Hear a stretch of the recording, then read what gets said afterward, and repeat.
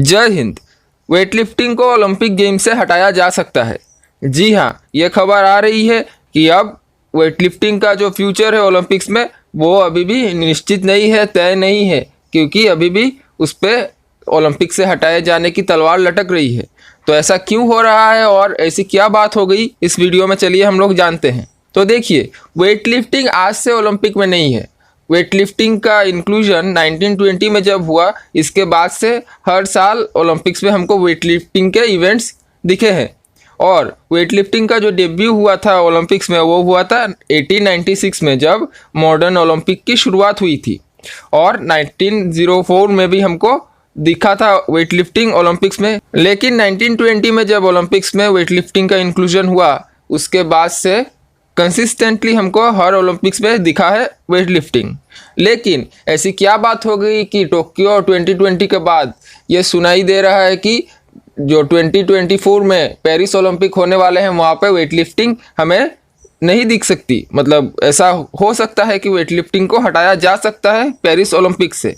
तो देखिए, यहाँ पर द हिंदू का एक आर्टिकल है, देखिए 8 अगस्त का। IOC gets more power to remove sports from Olympic program. मतलब IOC जो है, इंटरनेशनल ओलंपिक कमेटी, उसके पास अब ज़्यादा पावर आ चुकी है किसी भी स्पोर्ट को ओलंपिक से हटाने के लिए। तो ऐसा क्यों हुआ है और ऐसा क्या हुआ है कि IOC के पास ज़्यादा पावर आ गई है, चलिए देखते हैं।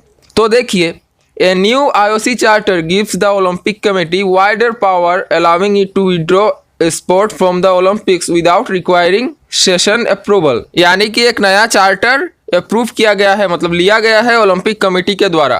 तो चार्टर क्या होता है? चार्टर किसी भी एक ऑर्गेनाइजेशन का एक रिटन स्टेटमेंट होता है, उसके बिलीफ्स के बारे में, उसके एम्स के बारे में और ऑब्जेक्टिव्स के बारे में। तो हाल ही में IOC जो है, इंटरनेशनल ओलंपिक कमेटी, उसने एक नया चार्टर ग्रहण किया है, मतलब एडॉप्ट किया है। और उस चार्टर के मुताबिक IOC को अब ज़्यादा पावर मिल चुकी है किसी भी स्पोर्ट यानी कि किसी भी खेल को ओलंपिक से हटाने के लिए। और उसमें अब IOC को सेशन अप्रूवल भी नहीं लेना पड़ेगा। तो यहाँ पर देखिए, सेशन क्या होता है? सेशन होता है किसी भी ऑर्गेनाइजेशन का जो ऑफिशियल मीट होता है, जहाँ पर उसके मेजर डिसीजंस लिए जाते हैं। सभी कमेटी के मेंबर्स बैठते हैं और वो डिसाइड करते हैं मेजर डिसीजंस, उसको कहा जाता है सेशन। तो किसी भी स्पोर्ट को हटाने के लिए अब IOC को सेशन अप्रूवल, मतलब ऑफिशियल कोई अप्रूवल नहीं लेना पड़ेगा। मतलब अगर ऑफिशियल अप्रूवल ना भी हो तो भी कोई भी गेम अब IOC हटा सकता है। तो देखिए, ऐसा क्यों करना पड़ा IOC को?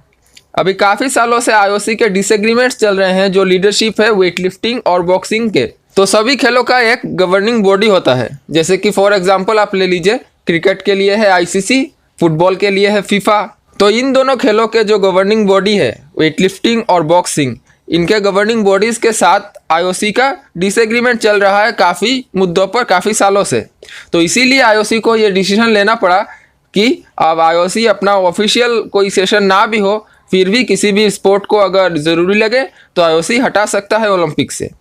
तो अब कैसे हटाया जा सकता है किसी भी स्पोर्ट को IOC के फुल मेंबरशिप से? देखिए, if it's governing body does not comply with a decision made by the IOC executive board.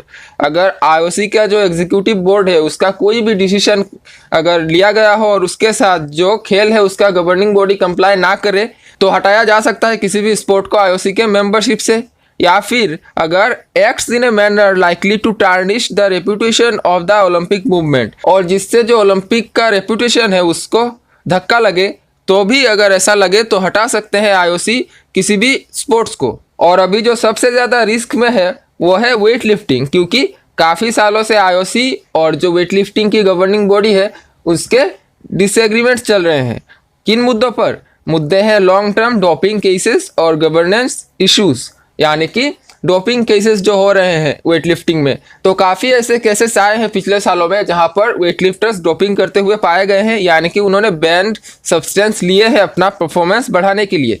तो इन्हीं कुछ मुद्दों पर डिसएग्रीमेंट चल रहे थे IOC और वेटलिफ्टिंग गवर्निंग बॉडी। तो इसीलिए सबसे ज़्यादा रिस्क में अभी वेटलिफ्टिंग है, क्योंकि हाल ही में वेटलिफ्टिंग का जो कोटा है ओलंपिक में वो भी कट कर दिया गया था। अभी टोक्यो में 196 वेटलिफ्टर्स ने भाग लिया था, यानी कि उसका कोटा था 196। लेकिन अभी पेरिस ओलंपिक के लिए वेटलिफ्टिंग का कोटा कट करके 120 कर दिया गया है, यानी कि 76 कोटा कट कर दिए गए हैं वेट लिफ्टिंग के, और अब तो ऐसा लग रहा है कि वेट लिफ्टिंग बहुत ही ज़्यादा रिस्क में है, उसको एंटायरली ड्रॉप ही कर दिया जा सकता है ओलंपिक्स से।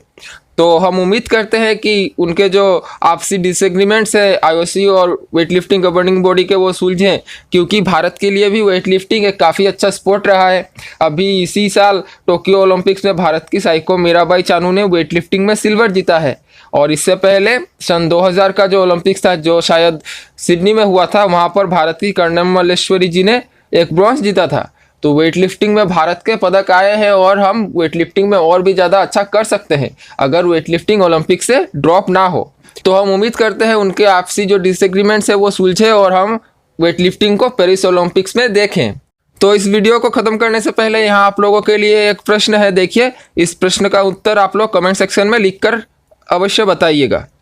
Who is the current president of IOC? अभी फिलहाल जो इंटरनेशनल ओलंपिक कमेटी है उसके प्रेसिडेंट कौन है? अगर इसका आंसर आप लोगों को पता है तो आप लोग कमेंट सेक्शन में ज़रूर लिख के बता सकते हैं।